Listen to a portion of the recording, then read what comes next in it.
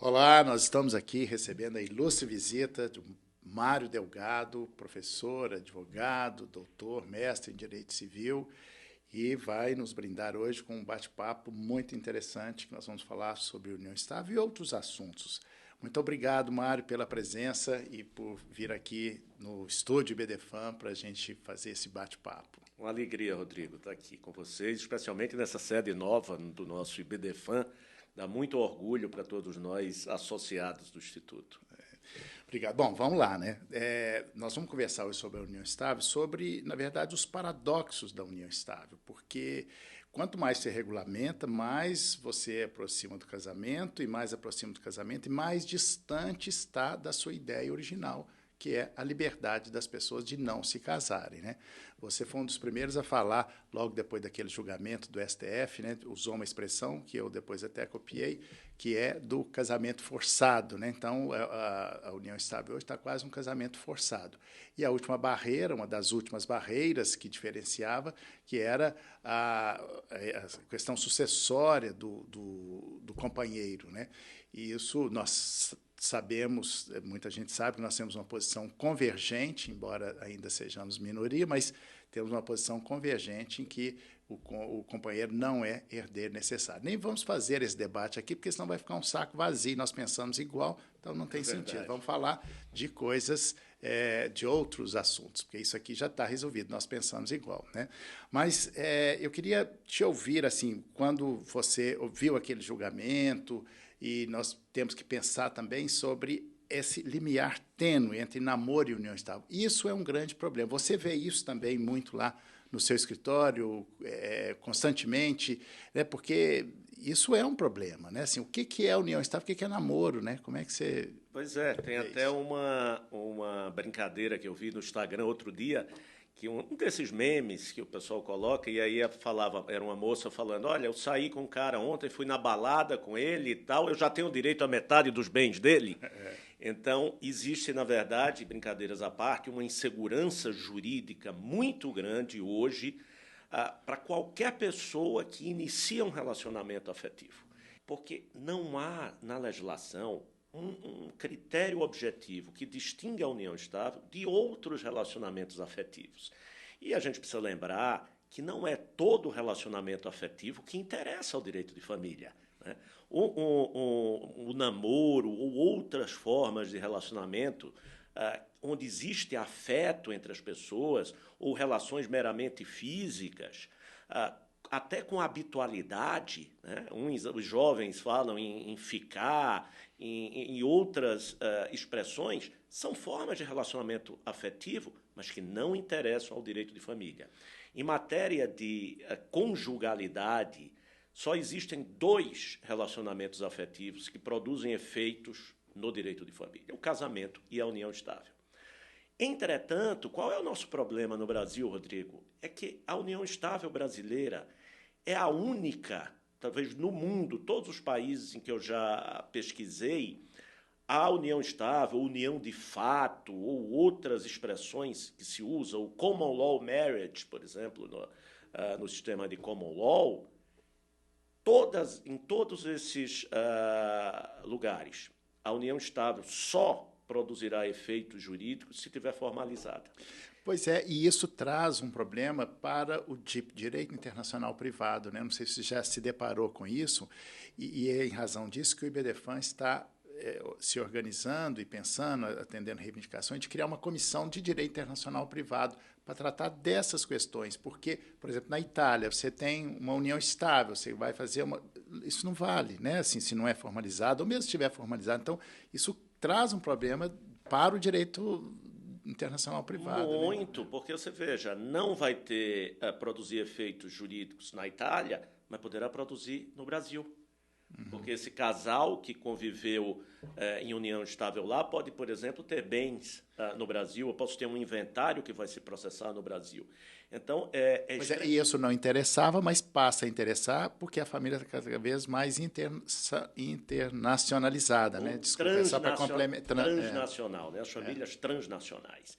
Então, resumindo, nós temos aqui no Brasil esse problema. Como diferenciar a união estável onde sequer existe o requisito de coabitação sob o mesmo teto, né? De um namoro, né? O chamado namoro qualificado, essa expressão. E namorados, às vezes, vivem juntos para dividir despesas do apartamento. Claro, Quer dizer, evidente. a confusão vai só aumentando. E você viu o que aconteceu na pandemia. Eu até escrevi um texto onde eu fiz um levantamento do aumento do número de casos no Tribunal de Justiça de São Paulo em que se discutiu namoro qualificado no período pós-pandemia. E por que isso? Porque as pessoas passaram a quarentenar juntos na pandemia. E quando acabou a pandemia, muitos desses casais que passaram um ano todo juntos romperam e surgiu a discussão se aquilo era união estável ou não, se havia direitos em relação à partilha de bens e alimentos e outros. Pois é, e aí você introduz uma expressão que eu queria explorá-la um pouco mais, que é namoro qualificado, né? Então, é como se fosse uma coisa intermediária, né, entre namoro e união estável, né?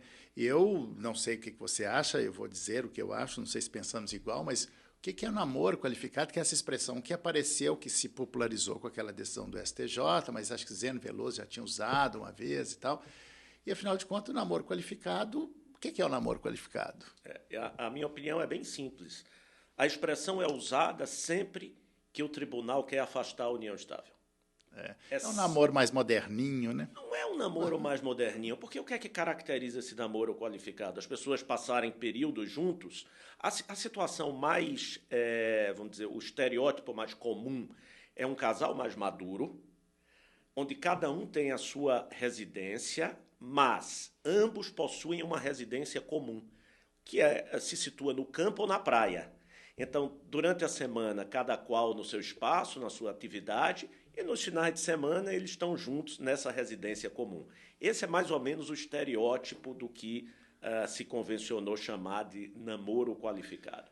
Mas, na prática, o que eu vejo é uma questão extremamente subjetiva. Quando o tribunal quer afastar a caracterização da união estável, ele diz que é namoro qualificado. Pois é, eu até não gosto muito dessa expressão, porque ela me remete ao namoro desqualificado, né? Então, embora no direito essas expressões nem sempre são correspondentes, como, por exemplo, a legítima, não quer dizer que tenha a ilegítima, né? A parte ilegítima, mas esse namoro qualificado me remete ao namoro desqualificado, né? Então, não gosto muito, mas, na verdade, é um namoro. É um namoro. Mas você pontuou bem, quando o tribunal, assim, é quase uma união estável, mas não é, né? Mais ou menos assim. Mas é o namoro qualificado, é um namoro. Bom, mas indo adiante, eu acho que, não sei se você tem feito contratos de namoro. Primeiro, porque o direito de família está cada vez mais contratualizado, e isso não é ruim, é bom, isso tem a ver com autonomia privada, autonomia da vontade. O contrato de namoro gera polêmica, isso vale, não vale, porque, na verdade, a união estável é fato jurídico. Você tem feito contrato de namoro, Mário? Temos feito não só de namoro, mas outros contratos. Mas antes de eu te falar disso, só lembrar que hoje existe uma polêmica muito grande na doutrina em relação não à possibilidade de contratar especificamente o namoro, mas a possibilidade de contratar qualquer coisa no direito de família. E essa polêmica envolve a questão da disponibilidade ou indisponibilidade das normas do direito de família. Seriam todas normas de ordem pública e, por isso, indisponíveis. Então, a gente não pode fazer contrato algum dispondo sobre nada que esteja regulado legislativamente sobre direito de família. Então, existe uma corrente hoje que acha que não pode nada. Mas existe a outra, que nós, felizmente, partilhamos aqui do mesmo ponto de vista, no sentido que não é tudo indisponível, que existe uma esfera grande, uma seara de disponibilidade muito grande no direito de família, e a gente pode contratar, sim. Eu posso contratar um relacionamento afetivo no sentido de afastar determinadas características jurídicas. Então, olha, eu quero declarar contratualmente, as duas partes estão declarando, por exemplo, que naquele relacionamento eles não têm objetivo de constituir família, que é o requisito da união estável. Então, o contrato de namoro, ele serve, sim, para descaracterizar a união estável. É um instrumento, um negócio jurídico válido. Não há nenhum argumento, nenhum fundamento para a sua invalidação. O que existe é, eventualmente, um fator de ineficácia desse tipo de contrato. Qual seria esse fator? É que aquelas pessoas que o subscreveram, que contrataram o namoro, efetivamente passarem a conviver em união estável. E aí o fato da convivência, você colocou a união estável como ato-fato, o ato-fato vai se sobrepor ao documento. Pois é, então o contrato de namoro pode ser um antinamoro, né? Ele pode acabar com o romantismo, mas ele traz uma segurança.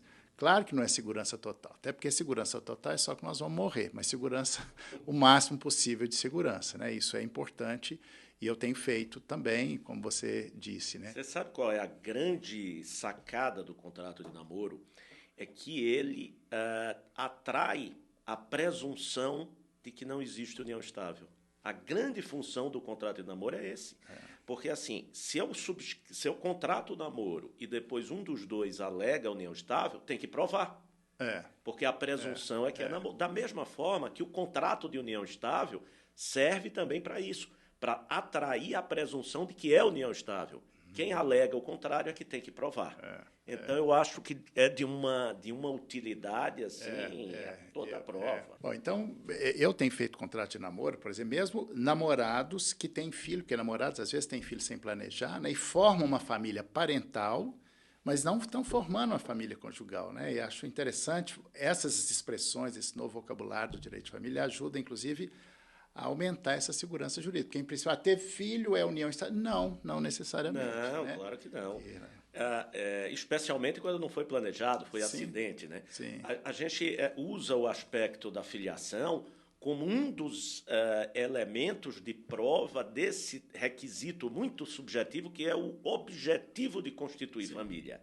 Então, se eu planejo ter filhos com alguém, é óbvio que está demonstrado aí o objetivo de constituir família. Agora, se a filiação foi acidental, sem planejamento, então necessariamente não há esse... Agora, a grande questão, Rodrigo, é a prova. Por isso, quer dizer, eu tenho filhos, você já presume que houve ali esse objetivo de constituir Pois família. Agora, se tem o filho, mora junto, tem relação de dependência econômica, aí vai somando, né? E fecha a equação igual a união estável, né? Mas não necessariamente ter filho Agora, é curioso, essa linha está cada vez mais tênue, né? Namoro e união estável e tal. Mas também um outro paradoxo da união estável, porque a união estável ela traz consigo esse paradoxo da regulamentação, que se não regulamenta você vai privilegiando a parte economicamente mais forte, etc.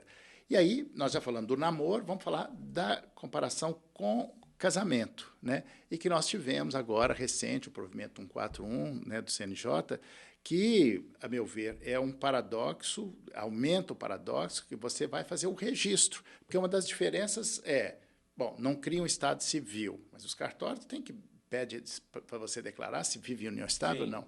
Né? Mas agora eu não vou apresentar o meu contrato para provar que eu vivo em união estável, mas esse provimento, ele aumentou o paradoxo. Você acha isso também? O que você acha do provimento? Em relação ao registro em si, eu não vejo tanta diferença antes e depois do provimento, porque a gente já tinha a possibilidade da escritura da união estável e para o livro E, né, do registro civil. Então, até aí tudo bem. O que é que veio com o provimento? A possibilidade de não ser mais necessário o uso da escritura pública. Então, se criou um novo documento registrável, qualificado a registro, que é o chamado termo declaratório de união estável. Então, no lugar de você ir ao tabelião de notas e fazer a sua escritura de união estável, agora você vai direto ao registro civil e declara que convive em união estável com aquela outra pessoa. E daí esta declaração, né,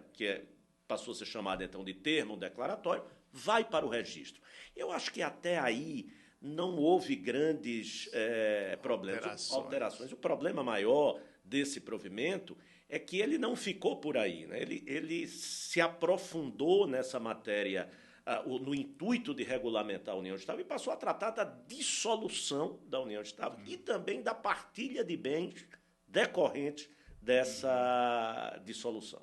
E aí tem uma grande celeuma aí, porque há quem sustente que a própria partilha de bens poderia ser feito nesse termo declaratório, dispensando a escritura pública, que para mim é um absurdo.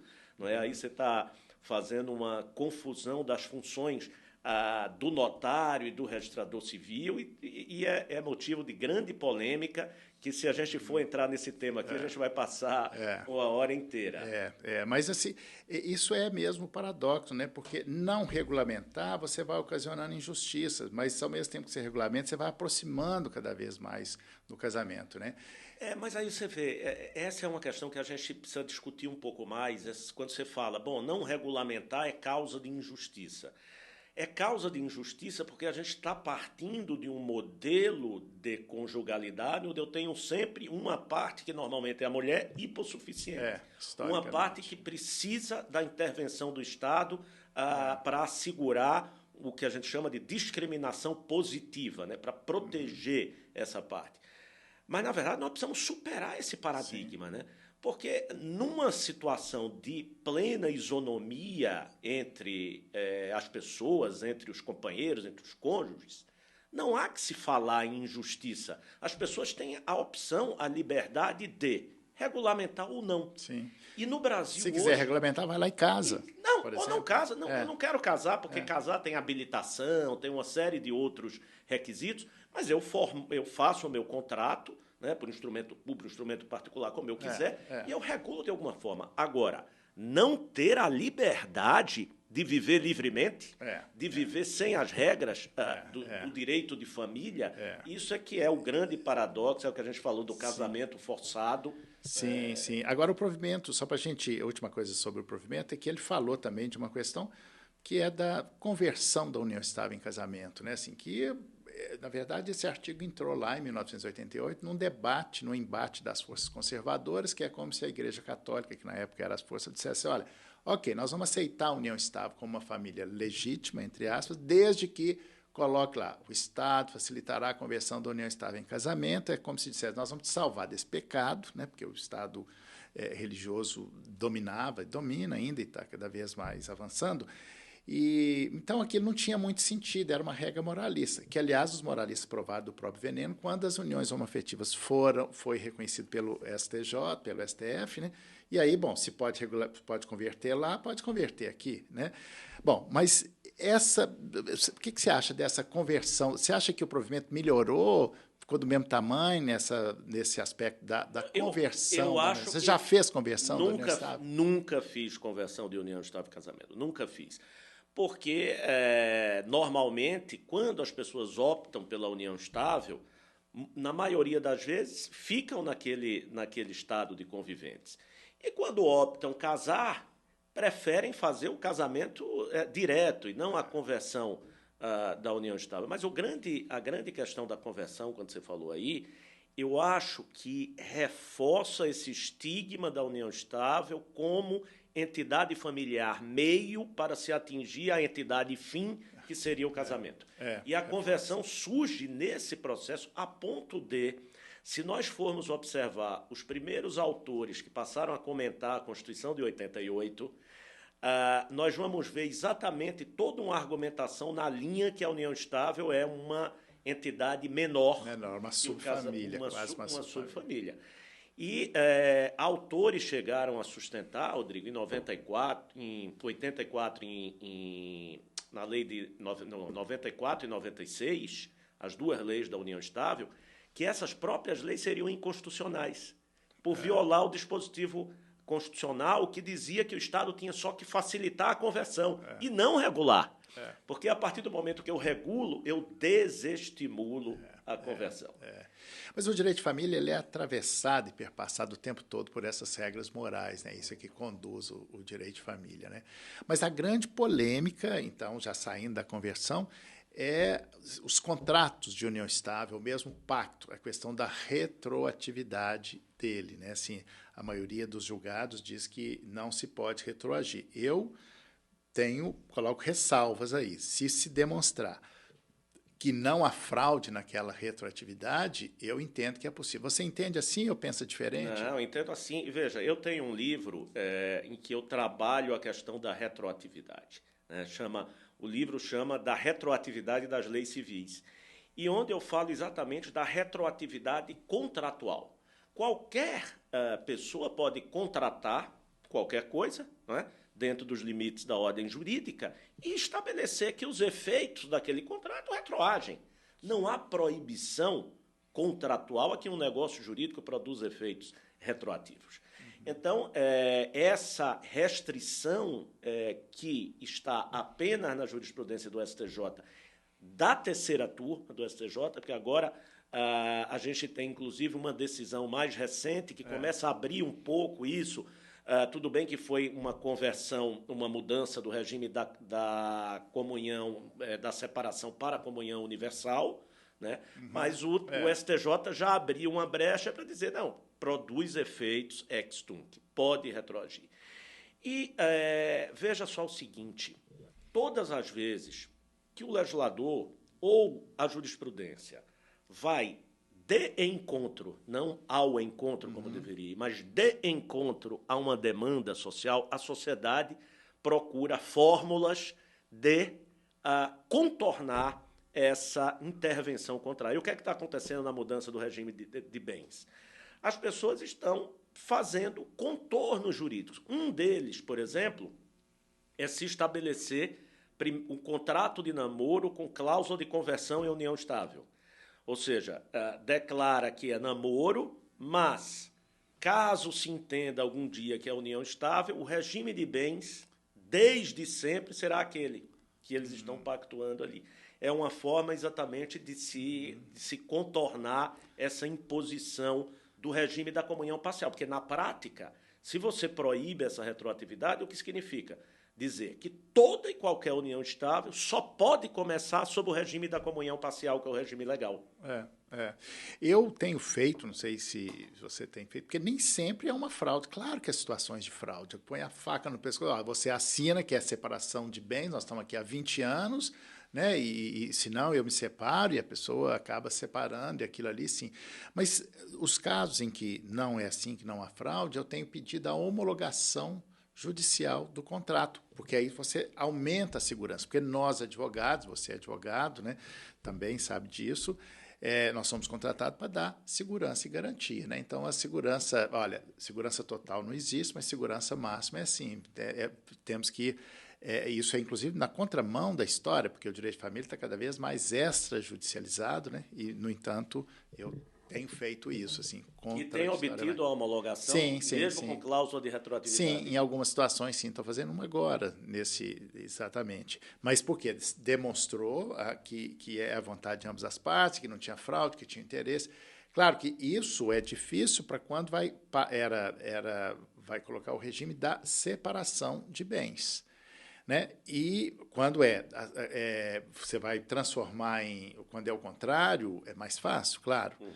Mas se você for pensar, quando você vai fazer uma modificação do regime de bens para separação, então toda alteração, e às vezes é a solução para o casal, olha, nós temos economias separadas, e esse regime aqui que nós não escolhemos, que entrou no automático, comunhão parcial de bens, eu quero que seja separação de bens. Por que não? Né? Eu não vejo problema se demonstrar que... Você sabe, a situação muito comum é quando você tem uma disparidade de rendimentos no casal.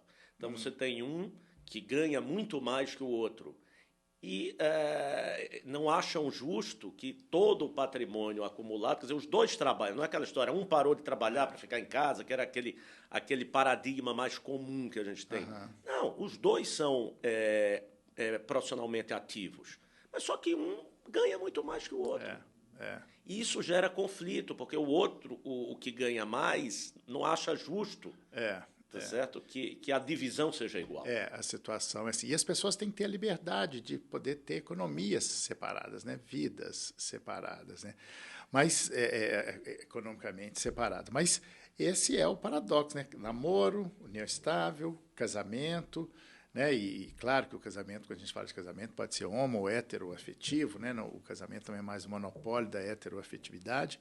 Mas o casamento, as regras são claras, né? O problema da união estável é que as regras não são claras. Mas, inicialmente, eu me lembro que era até difícil, era até questionável se podia fazer um contrato de união estável, né? Tanto é que o Francisco Carralho fez uma tese dele demonstrando que era isso. Isso já está lá atrás, hoje ninguém duvida mais disso. Mas aí eu entro no outro assunto, a gente caminhando para o fim da nossa conversa, é que dessa contratualização do direito de família, né? Eu acho isso bom, acho interessante. Tem gente que não gosta, né? Eu tenho feito contratos mais diversos, inclusive o pacto antenupcial, né, que é um contrato, claro, o próprio casamento é um contrato, eu vejo assim. Você tem feito contratos, por exemplo, pacto antenupcial, você tem estabelecido cláusulas existenciais no pacto antenupcial, por exemplo? Veja, tem acontecido uma coisa muito, vamos dizer, desagradável, sobretudo em alguns estados, que é uma intervenção indevida, a meu ver, dos delegatários extrajudiciais em cima do conteúdo dos nossos instrumentos. Então, alguns pactos que nós fazemos, por exemplo, no estado de São Paulo, nós não conseguimos, às vezes, levá-lo a registro no registro de imóveis. A gente tem reiteradas situações em que o registrador de imóveis está devolvendo o pacto que foi ao registro de imóveis apenas para aquela averbação que tem que constar lá. Mas não, eles devolvem, dizem, não, essa cláusula não pode. Então, por exemplo, um pacto onde a gente coloca a cláusula de renúncia antecipada ao direito concorrencial. Exatamente, eu quero fixar nisso aí, que eu quero ver sua opinião sobre isso, que é uma questão muito nova, né? Muito interessante. Não, mas veja, aí o registrador de imóveis, quem é o registrador de imóveis para dizer que não vai averbar meu pacto porque eu tenho essa cláusula de renúncia? Então, isso tudo para dizer a você que o que é que, para o que eu falei, da sociedade contornar essas restrições indevidas que muitas vezes são postas. Então, o que é que tem sido feito? Se faz um pacto normal, ou seja, no modelo tradicional, e você faz em outro instrumento que não precisa ir ao registro de imóveis todas as outras cláusulas que você quiser, inclusive as cláusulas existenciais, né? A questão da renúncia, por exemplo, que você colocou... Mas isso é ridículo, né, Mário? Ou então é entrar na justiça, pedir o juiz e falar, registre, né? Mas eu trabalho. Mas esse caso aqui que eu te falei de São Paulo, que o registrador de imóveis devolveu, houve suscitação de dúvida. E o judiciário confirmou a devolução, julgou procedente a dúvida. Então a gente tem que fazer isso. Então, hoje, por exemplo, o que é que se tem feito muito em São Paulo?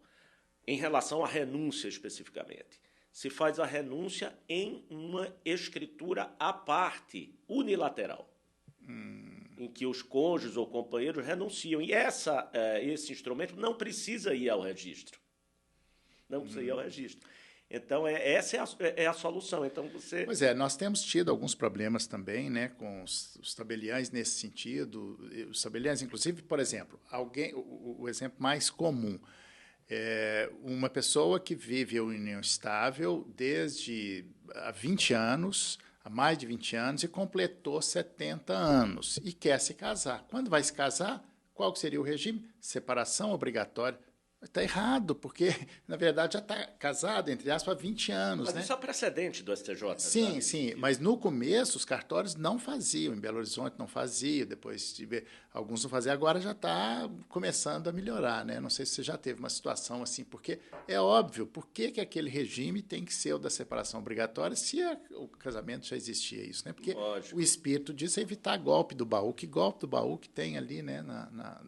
Sem dúvida. Já está há 20 anos. Agora, você sabe que sobre as cláusulas existenciais, especificamente, por exemplo, cláusula sobre educação de filho, cláusula sobre deveres matrimoniais, de abrir mão ou não de determinados deveres, a gente tem feito, não no pacto, a gente tem feito num protocolo familiar à parte entre o casal, para afastar essas discussões que podem advir do tabelião ou do registrador de imóveis em relação ao pacto. E até para não tornar público aquela intimidade, também, isso é muito íntimo, né? Isso, exatamente. E aí vem aquela discussão, mas qual é a forma de execução desse tipo de contrato? Né? Porque tem muitos, inclusive com previsão de cláusula penal pelo descumprimento daquelas obrigações que se estabeleceu ali. Mas aí, veja, eu acho que essa não é uma discussão que a gente tem que se preocupar quando a gente está fazendo o contrato. Porque, na verdade, eu estou resolvendo uma situação imediata de um casal que está ali se estabelecendo as regras de sua convivência com a pretensão de que aquilo seja perene. Então, talvez aquele contrato nunca seja efetivamente executado, mas ele tem uma força moral muito forte. Sim, ele é uma diretriz, né? Isso. Ele dá uma diretriz para o casal. Eu também tenho feito assim, a gente pode até alertar os clientes, mas ele tem um valor simbólico, uma diretriz, eu também penso assim. E acho que isso é fruto desse momento do direito de família que está cada vez mais contratualizado, porque a autonomia privada tem sido cada vez mais valorizada, né? Autonomia da vontade, autonomia privada, e isso significa liberdade, né? Liberdade das pessoas, né? Liberdade não só de escolher com quem se relacionar e até quando se relacionar, mas escolher a forma de se relacionar. Sim, exatamente. E isso sempre é a questão máxima do direito de família, é qual o limite de intervenção do Estado na vida privada do cidadão, né? Essa dicotomia do público e do privado. Eu sou muito restritivo, essa intervenção deve ser a mínima possível. Você sabe que, na minha opinião, o Estado só poderia bater na porta do cidadão privado e entrar na casa em duas situações: proteção do vulnerável e repressão à violência doméstica. Só essas duas situações. Eu também acho. Que, aliás, uma questão que é a questão do momento, né, que toca quase num tabu, que é a questão da monogamia, né? Assim, olha, se tem gente que gosta de viver com duas pessoas, né? Claro que todo o direito de família está estruturado em torno da monogamia. Mas se tem gente que quer fazer isso, e eu já fiz contrato de união poliafetiva, mesmo depois da proibição do CNJ, por isso que perdeu o mercado do tabelionato e ganhou o mercado da advocacia, porque no meio disso tudo ainda tem a questão do mercado, né? Então, acho que é assim caminha a humanidade, assim caminha o direito de família. Claro. E a questão das uniões poliafetivas, primeiro, o fato que elas existem no mundo real, né? Então, a gente fechar os olhos para essa realidade colocar uma venda nos olhos propositadamente. E o outro ponto é o seguinte, é que esses contratos, e você tem razão quando diz que a advocacia ganha espaço, eles têm plena validade, porque eles estabelecem direitos e obrigações. Sim. Então, quando se diz que o direito não reconhece como entidade familiar esse tipo de formação conjugal, na verdade está se dizendo apenas o seguinte, olha, essas regras que estão lá no livro 4 da parte especial do Código Civil, que é o direito de família, não se aplicam automaticamente a essas formações.